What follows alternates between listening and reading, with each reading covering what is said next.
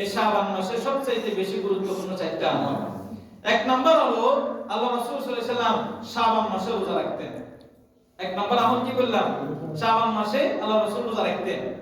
আর এই নফল রোজা আল্লাহ রাসূল এত বেশি রাখতেন, এত বেশি রোজা রাখতেন যে সাহাবায়ে কেরাম বলতেছেন এবং আয়েশা রাদিয়াল্লাহু তাআলা আনহা বলতেছেন যে আমরা কখনো আল্লাহ রাসূলকে দেখি নাই, কখনো আল্লাহ রাসূলকে দেখি নাই শাবান মাস ছাড়া অন্য মাসে এত বেশি রোজা রাখতেন।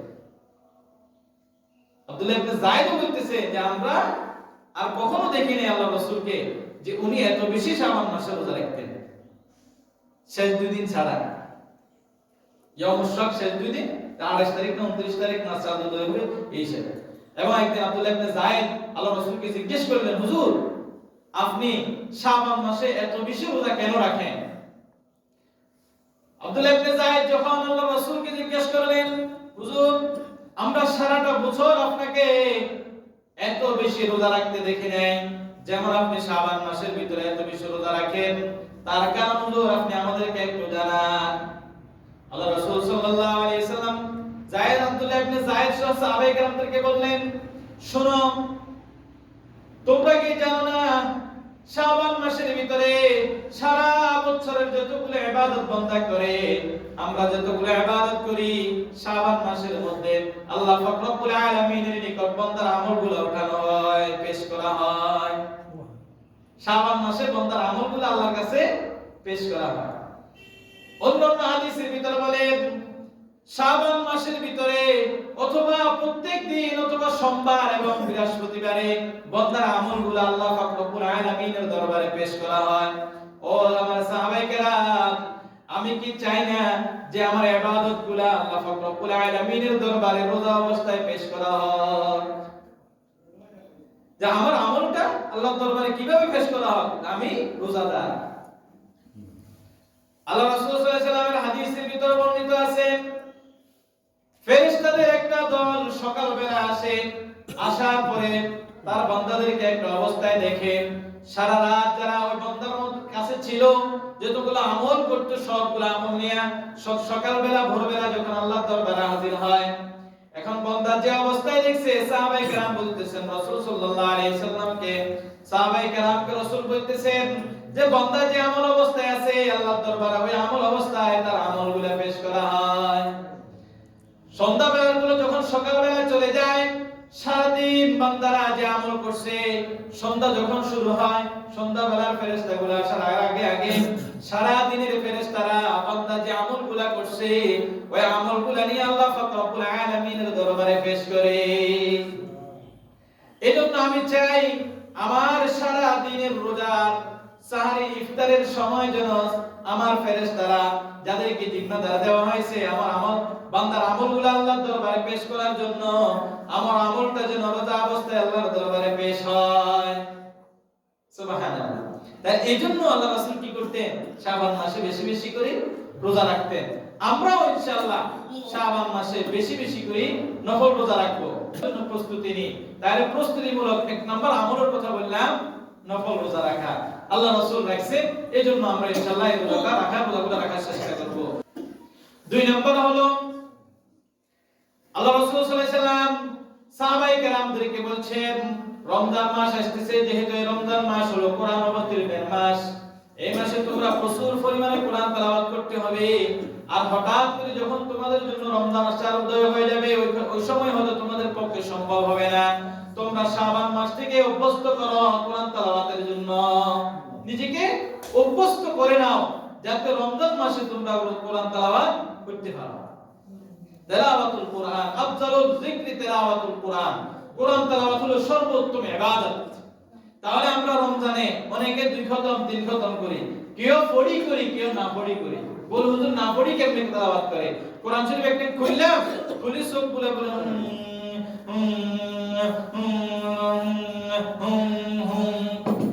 আঙ্গুল বলে বলে করি খতম দিয়ে দিয়েছে। আচ্ছা বলেন না আলফাজ কোরআনের যে শব্দগুলো যদি মুখ দিয়ে উচ্চারণ না হয়, নিজের কানে যদি না শুনি, তালাফফুজ যদি না হয়, তাহলে হবে নি?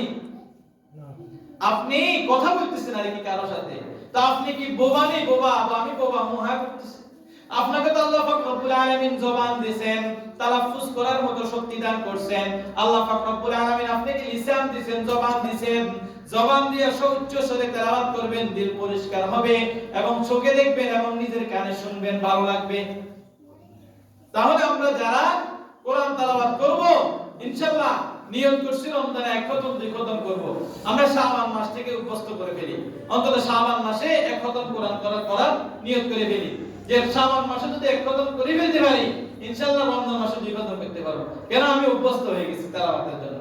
আর এই তেলাওয়াত করতে হলে আপনাকে নির্দিষ্ট একটা সময় ফেল করতে হয়, নয়তো আপনি সম্ভব না। আপনি বলেন যে সময় করে পড়ে নিব আর কি, হবে না, সময় আপনার হবে না। আপনি ফজরের নামাজ পড়ার ইরাদা করেন, আমি দৈনিক ফজরের নামাজ বা জামাত পড়বো, নামাজ পড়ার পরে আমি এক পৃষ্ঠা অথবা এক পারা কোরআন তেলাওয়াত করব, তাহলে 30 দিনে আমার 30 পারা কোরআন তেলাওয়াত হয়ে যাবে। আর নয়তো আমি আপনি নিয়ত করতে পারি, আমি দৈনিক 5 ওয়াক্ত বা জামাত তাকবীরুল্লাহর সহিত নামাজ পড়ব, প্রত্যেক নামাজের পরে 5 পৃষ্ঠা করে তেলাওয়াত করব, এবং আমি দৈনিক যদি 5 পৃষ্ঠা তেলাওয়াত করি, একদিনে আমার এক পারা তেলাওয়াত হবে, 30 দিনে 30 পারা হয়ে যাবে। তাহলে তেলাওয়াতের সিস্টেমটা বলে দিলাম। তাহলে আমি যদি এখন অভ্যস্ত হই, নামাজের পরে তো আমার এটা নিয়ত, ইচ্ছা করছি আমি তেলাওয়াত করব, তাহলে রমজানে 5 ওয়াক্ত নামাজ পড়ার পরে আপনি 5 পৃষ্ঠা তেলাওয়াত করা আপনার জন্য আর কঠিন হবে না। এই কাজগুলা, বিভিন্ন অজুহাতগুলা আপনাকে গ্রাস করে দিতে। অতএব আপনি রমজানের বরকত থেকে মাহরুম হবেন, রমজানের যে ফজিলত আছে ফজিলত থেকে আপনি মাহরুম হবেন। কেন? আমি শাবান মাসে নিজেকে প্রস্তুত করি নাই। এজন্য 2 নম্বরে ইবাদতের কথা কি বললাম? তেলাওয়াতুল কোরআন, কোরআন তেলাওয়াত করার অভ্যস্ত হওয়া, নিজেকে বনি নেওয়া কোরআনের সাথে, যাতে করে আমি রমজান মাসে তেলাওয়াত করতে পারি। আগে আসেন 5 মিনিট গেল সুন্নাত পড়তে, 5 মিনিট তেলাওয়াতে গেল, কি ও সময়টা কার?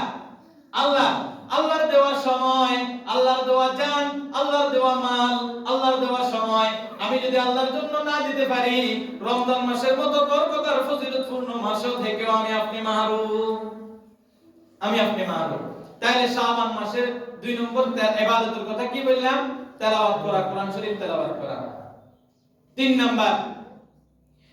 নাম্বার হলো রমজান মাস আসতেছে, আর আমরা রমজান মাসের প্রস্তুতিমূলক, যেহেতু রমজান মাসে সদকা করলে বেশি সওয়াব, রমজান মাসের অভাবী দুঃখী গরিব মিসকিনদেরকে আপনি সাহায্য করবেন, সহযোগিতা করবেন।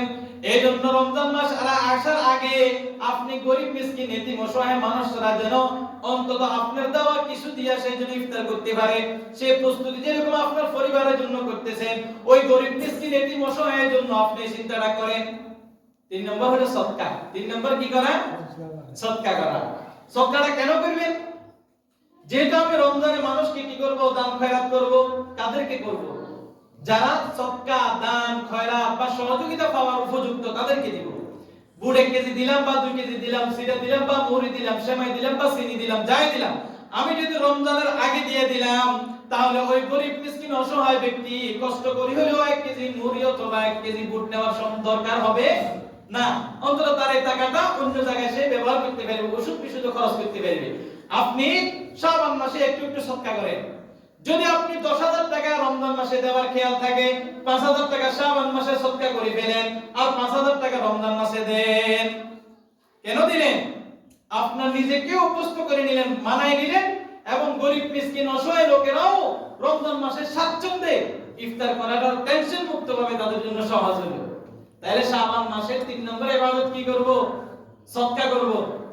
যা পারি, 1 কেজি বুট হোক, 1 কেজি তেল হোক, 2 কেজি আলু হোক, বা যেটা আপনার তৌফিকে আছে, অথবা 100 টাকা হোক, অথবা 500 টাকা হোক, আপনি তো দিবেন। রমজানে দিবেন, একটু সওয়াব বেশি হবে। তো আপনি রমজানে দিবেন, দেন, এগুলো তো সে কখন খাবে? রমজানে খাবে না। তো রমজানে খাইলে তো কি হবে? 70 সওয়াব হবে। আপনি আগে দিয়ে দিছি আর কি। তাহলে 3 নম্বর ইবাদত হলো রমজান মাস আসার আগে আগে শাবান মাসের ভিতরে আপনি বেশি বেশি করে সদকা করেন। সাহাবায়ে কেরাম এবং সলফে সালেহিন তারা বলতেছেন, রমজান মাস আসার আগে যদি তুমি সদকা করো, তোমার এই সদকার সওয়াবটাও দ্বিগুণ বৃদ্ধি করে তোমার আমলনামায় যোগ করা হবে। তার সওয়াব 700 গুণ পর্যন্ত বৃদ্ধি করে আমার আপনার আমলনামায় দেওয়া হবে। আমার আপনার নিয়ত কি? রমজানে আমার এই দেওয়া জিনিস দিয়ে কি করবে? ইফতার করবে। আপনি একবারে শাবান মাসের শুরুতে দিয়েন না, শাবান মাসের শেষে দিবেন, যাতে করে সেইগুলা দিয়ে রমজান মাস চলতে পারে। কি বলেন? তো আমরা অনেকে দিই কখন? একবারে 20 রমজানের পরে। 20 রমজানের পরে বুড়ে কেজি ওইটা সেটা কত জনে দিতেছে। এখন যারা দুর্বল তাদের কথা সবাই মনে থাকে না? তো দিয়ে কখন 20 রমজানের পরে, 15 রমজানের পরে, এবার দেখা যায় গিয়ে তার ঘরের ভিতরে বুটের দোকান হয়ে গেছে, মুড়ির দোকান হয়ে গেছে, চিনির ফ্যাক্টরি হয়ে গেছে। এখানে এবারে ভিতরে কি করে এগুলো বিক্রি করে, ভিতরে এগুলো কি করে বিক্রি করে। তো বিক্রি কখন কার কাছে করবেন? তখন তো সবাই ঘরে এগুলো প্রেজেন্ট। এই জন্য শাবান মাসে যদি সদকাটা করে ফেলি, ওই ব্যক্তি রমজান মাসের জন্য তার সহজ হবে। 3 নম্বর ইবাদতের কথা বললাম। 4 নম্বর ইবাদত হলো শাবান মাসে তুমি রমজানের প্রস্তুতিমূলক বেশি বেশি করে ইস্তেগফার পড়ো। আর ইস্তেগফার পড়ার দ্বারা তোমার শারীরিক এবং মানসিক এবং আধ্যাত্মিক দিক থেকে তুমি পরিষ্কার পরিচ্ছন্নতা হয়ে যাবে, যাতে করে তুমি রমজান মাসে ইবাদত করো তোমার জন্য কষ্ট না হয়। ইস্তেগফার করতে করতে নিজেকে কি করে ফেললাম? পরিশুদ্ধ করে ফেললাম। আমার চোখ পরিষ্কার হলো, আমার কর্ণ পরিষ্কার হলো, আমার দিল পরিষ্কার হলো, আমার পঞ্চ ইন্দ্রিয় পরিষ্কার হয়ে গেল, তাহলে রমজান মাসে আমার জন্য ইবাদত করা সহজ হয়ে যাবে। ইস্তেগফার কেমনে করবেন? ওযু ছাড়াও ফরজ যায়, তাসবিহ কি করা যায়? ওযু ছাড়াও ফরজ যায়। জমিনে কাজ করতেছেন ইস্তেগফার করতে পারবেন, দোকানে কাজ করতেছেন ইস্তেগফার করতে পারবেন, ঘুমানোর জন্য যাইতেছেন ইস্তেগফার করতে পারবেন, বাজারে যাইতেছেন ইস্তেগফার করতে পারবেন, একা একা হাঁটতেছেন ইস্তেগফার করতে পারবেন। নিয়ত করেন আল্লাহ রমজানের প্রস্তুতিমূলক ইস্তেগফার করতেছি, আমাকে পরিশুদ্ধ করে দেন। রমজানে যেন কোনো অসুস্থতা, কোনো অভাব, কোনো টেনশন, পারিবারিক সামাজিক এগুলো যেন আমাকে গ্রাস না করে। আল্লাহ আমি আগে থেকে ইস্তেগফার করে নিচ্ছি, তাইলে রমজানে আমার আপনার জন্য সহজ হবে। আর যদি না করি রমজানে আমার জন্য আপনার জন্য কঠিন হয়ে যাবে। তাইলে আমি 4টা ইবাদতের কথা বললাম। শাবান মাসে আমি আপনি কয়টা ইবাদত করব? 4টা ইবাদত। এই ইবাদত 4টা কিসের জন্য করব? রমজানের প্রস্তুতিমূলক, যাতে করে রমজানে আমার আপনার কষ্ট না হয়।